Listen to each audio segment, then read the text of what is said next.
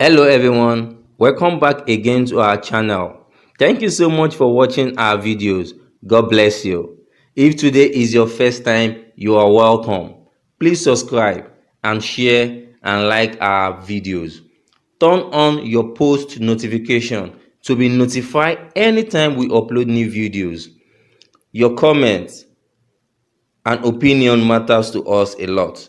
Please try to leave them in the comment section and God bless you. And for our returning viewers, we love you and thank you so much. We appreciate your effort and being there for us all time. God bless every one of you. So at this junction, I'm going to leave you to relax and watch this short video I'm going to play. So kindly enjoy it. Love you and see you next time. Don't forget, subscribe. Let them know who you are and what it is that you're doing. My name is Nnamdi Kanu, and I'm the leader of the indigenous people of Biafra. Biafra is a nation fighting for survival and existence in the western part of Africa. And I've been touring all over the world to make sure that people hear our story. And our story is one of fighting to survive as a people, escaping genocide, and not wanting a revisit of the Holocaust that befell us between 1966 and 1970. What makes you think that the restoration of Biafra will bring peace to the people there? Because we were living in peace before the Europeans came, and ever since the Europeans came, we've been living in pieces. So the only way for us to return to what we used to have, excuse me, is by dismantling that was put when the Europeans came, which is Nigeria. Nigeria never existed before the white man came. After the coming of the white man and the creation of Nigeria, there's been chaos, there's been retrogression, there's been mayhem, there's been disorder, there's been chaos, there's been economic stagnation, there's been wanton murder and destruction, there's been jihadi tendencies, so to speak. The whole place is upside down. There is so much killing going on in Nigeria that should the world become aware of it, something very drastic will be done, most definitely. So the best thing for us to do is to put to an end that thing that has brought all this disorder and chaos, and that very thing is Nigeria, as presently constituted. I once read that Biafra won the war between Biafra and Nigeria. And my thing is, Nigeria was able to cut off food supply and medical supplies to the people. And to me, it sounds like, I take it as Biafra won the battle, but the war is still going on right now. What do you think about that? We defeated Nigeria, but we were not able to defeat Britain, Russia, and what I refer to as the acquiescence or nonchalant attitude of the United States of America at that point in time in our history. The food blockade, the cutting us off from the rest of the world, the starvation that accompanied that very blockade were all orchestrated by Harold Wilson's government in Britain. It wasn't a brainchild of Gowon, neither should we give credit to Nigeria for that. We never fought against Nigeria alone, we fought against major powers around the world, and that was why we actually lost the war. In a straight fight or battle between Nigeria and Biafra, we will overrun them within 2 weeks. That's a fact. The only reason why Nigeria survived was due to the intervention of Britain and the fact that they managed to get Russia to supply arms to Nigeria during that very war. There's Nigerians, especially those of Igbo origin, all over the world. Can you explain to me what it is they're doing all over the world? We are seeking to survive. We are seeking to make sure that we still have some remnants that will return to Biafra after Biafra has been restored. Not just the Igbos, you have the Bibios, you have the Efiks, you have the Shekris, you have the Domas, you have the Jaws all over the world. We are all Biafrans with one common value system, one heritage, one tradition, and one culture. And the only way to preserve us is by us scattering all over the world. So that when Biafra comes, we have people who can return to it. Because right now, as we speak, people are being slaughtered. People are being killed. And I'm not sure that we'll have many of them left by the time Biafra is restored, unless something very drastic is done about it. When you look at Biafra, what is it you see in the future of Biafra? Biafra is the hope of not just black Africans, but blacks all over the world.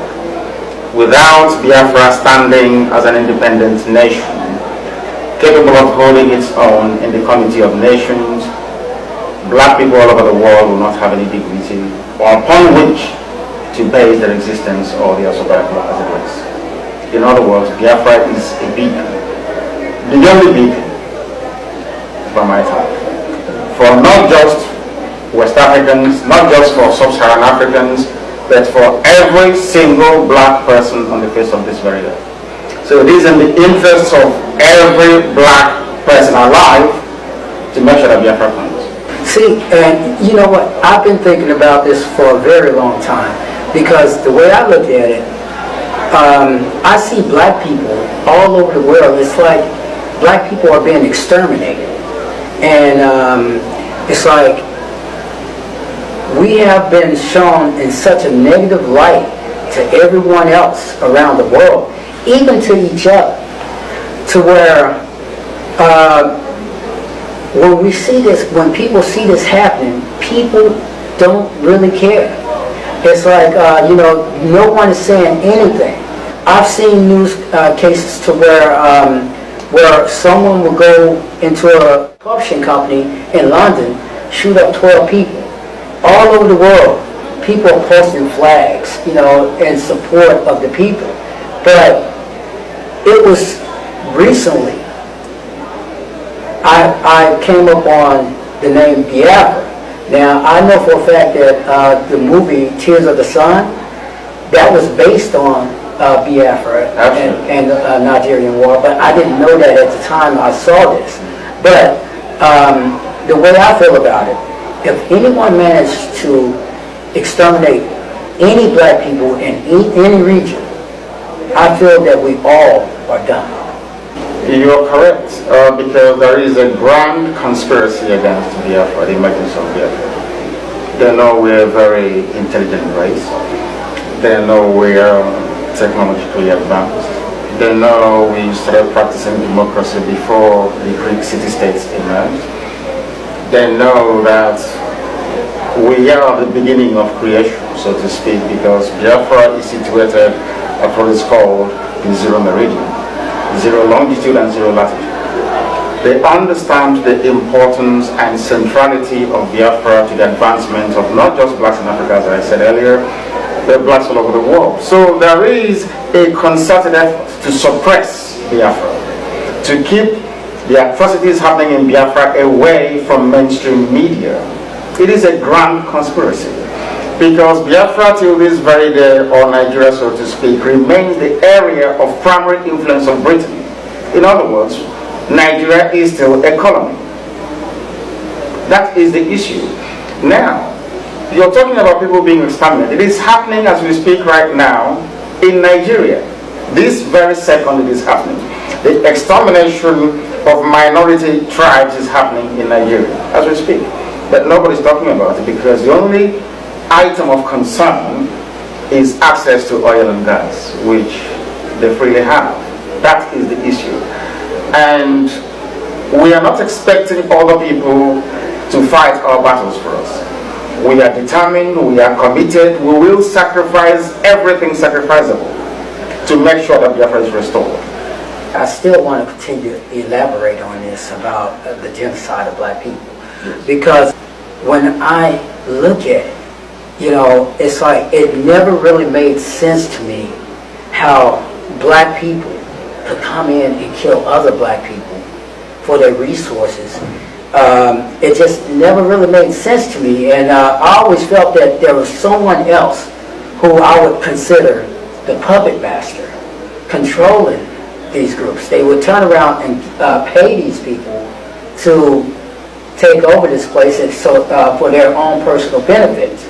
When in reality, I feel like if everyone come together and work together, it can enrich everyone there, because you have lands that are so rich to where basically people walk across the land, they're walking on top of diamonds, and yet they can't collect these things and benefit off this for themselves.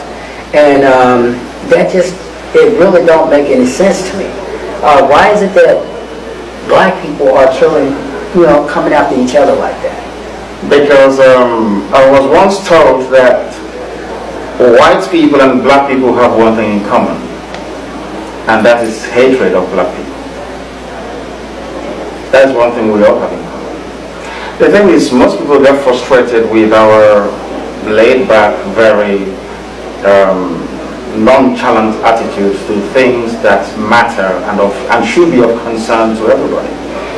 You talk about the resources that we have and these alliances that you have in Africa. What people don't really grasp is that the Muslim north of Africa that stretches into the Sahel, that actually encompasses some northern territories in West Africa, owe their allegiance to Saudi Arabia and to Islam. That is their primary concern, to be seen to be good servants of Saudi Arabia. And for some of us closer to the coast, the Atlantic, we want to be seen as very good servants of either Rome or of England or of heaven knows where else. There is, I hope it is not irredeemable, inferiority complex within us, that we need to look up to people to define and articulate our concerns and then propose solutions to them. We don't feel confident enough to understand how to solve the problems that are confronting us with the resources available to us. There is also the mentality of primitive accumulation, which we must not disregard nor discard. People don't understand what it means to be a public servant, to serve the people for the benefit of everyone. Now, where you have such an arrangement, very disjointed, ill-organized, predators are bound to come in. Britain is propping up a jihadi regime in Nigeria. Buhari is dead. They brought in an impostor from Sudan, placed somebody who is not a Nigerian at the seat of power after very extensive and expensive plastic surgery, and they made him the president of Nigeria. And everybody's saying, yes, this is our president. But we all know that Buhari is dead. Now, Britain is doing that because they are anxious to secure their access to oil and gas in Biafra land. It's as simple as that. And black, I'm sure it exists everywhere in the world, as they used to have here. The one they used to call house niggas in those days. That's what you have in Africa. Every president in Africa is a glorified house nigger. How do you explain why the elites amongst us seem not to be part of the restoration project? I don't know who you call an elite. Do you mean elite by the amount of degrees they've managed to garner, or the amount of money in their possession, their wealth, or their status?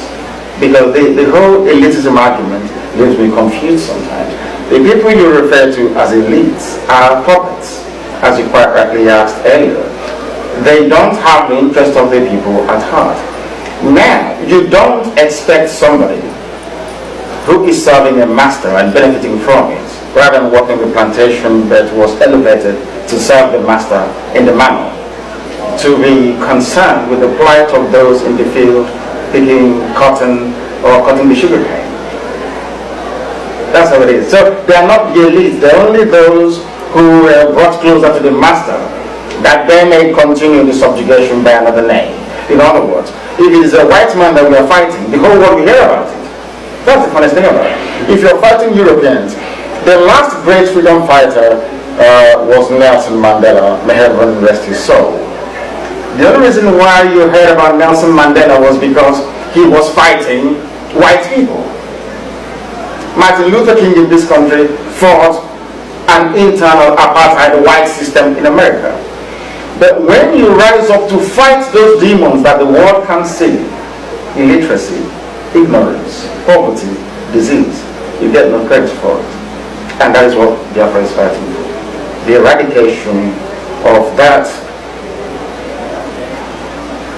inability to reason that have characterized the existence of black people since Europeans discovered them. That's what we are fighting. A very major war against ignorance, against poverty, against deprivation, and against subjugation. That doesn't make a very attractive headline, but they're the things that actually matter. The problem that we're having is not the white man, not Europeans, because it is given that man is predatory by nature. We slaughter animals to eat. That's how humans are designed. So if we have anything in Africa that Europeans think will benefit them, they'll come and take it. That's how life is. That is why we migrate. That is why we go to better economies, so to speak, in order to be able to survive. That is just basic, pure human instinct. It is now left for us to understand that we have things that we can deploy or utilize to make our lives better. So I never blame the white man, to be honest with you. I blame our inability to reason something. It's our fault. And that's what Biafra is here to correct. The world seems to be biased against the Biafra genocide compared to the Rwanda genocide. Can you tell us why is that so? Because Africa embodies the spirit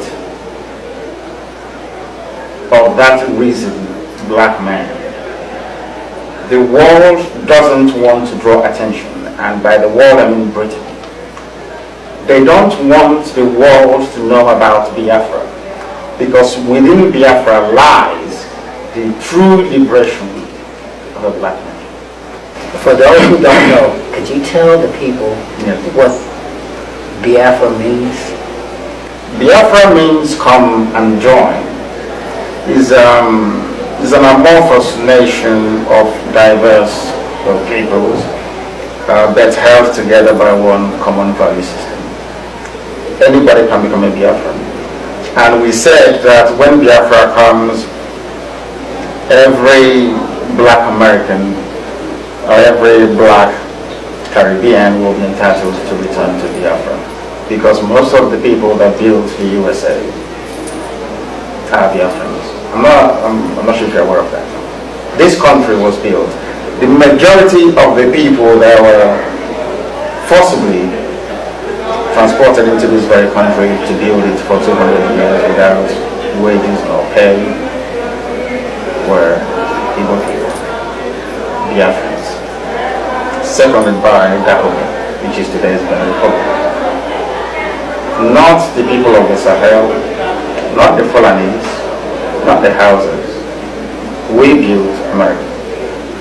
The Igbos did. The U.S. has played a significant role in the countries obtaining their freedom. Yes. What effort have the indigenous people making here in the U.S. to ensure that the U.S. does the same for Biafra? I'm sure that by now they're beginning to rise up to their responsibility, to live up to what we expect of them, which is to lobby their senators and their various Congress people to make sure that the issue of Biafra enjoys the limelight that it deserves, and that our suffering, our pain, the genocide going on is also adequately covered and reported here, and me being a program is one of that very process. So we are doing quite a lot. But as I said earlier, Britain owns Nigeria. It's their private property. And the United States of America, by virtue of the protocol of the world order after 1945, is required to seek the attention of Britain before intervening in any former colony of Britain, which unfortunately we are the part of. That is why the killing in Biafra can go on forever and ever. Back on Mali. That is why Amazonians will be slaughtered on a daily basis in southern Cameroon, and I want to send it about because France owns the Cameroons. That's how it is in Africa. We are still properties of foreign powers, still tomorrow morning. Sadly, that is the truth. So it doesn't matter what we do here, or the effort we put in. We're only hoping and praying that the likes of Trump will be able to do something about it, because he is not part of the established political order. He is an independent-minded human being that I do hope will be able to see through the pain and the suffering of our people and do something about it. Yeah, I hope that he would be able to see the pain of the people and be able to have it in his heart to do something about it as well. He is very silent when things are happening, when bad things happen to people of color. He's very silent about that, and he's vocal when people begin to talk about white people and the wrong that they